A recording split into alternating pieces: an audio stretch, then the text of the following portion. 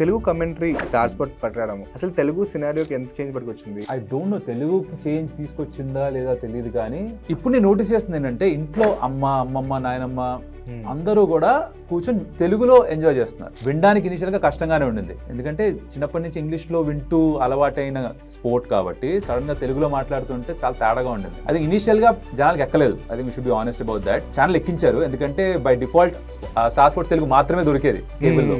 If you wanted Star Sports English paid channel గా మారింది అనమాట. ఇది ఫ్రీ చేశారు, సో చూడడం మొదలెట్టారు. ఇక చూసి ఇంకా అలవాటు అయింది. End of the day TV అయినా ఏదైనా ఇట్స్ ఆల్ అబౌట్ నంబర్స్. ఎక్కువ మంది చూడాలి, నెమ్మదిగా అలవాటు అవుతుంది. ఇప్పటికీ I don't think majority of people might not enjoy it in Telugu, because చిన్నప్పటి నుంచి చేసింది సడన్ గా మారాలంటే కష్టం. ఇఫ్ రిమెంబర్ హిందీ వచ్చినప్పుడు కూడా, ఐ థింక్ 2011 ఆ టైంలో హిందీ వచ్చినప్పుడు ఎవరు హిందీ సరిగా వినేవాడు కాదు. It took about 4-5 years for Hindi to get accepted. ఇప్పుడు ఇంగ్లీష్ కంటే ఎక్కువ హిందీలో వింటారు ఇండియాలో. అలాగే ఇప్పుడు నెమ్మదిగా ఇంగ్లీష్ వదిలేసి తెలుగుకి మారుతున్నారు.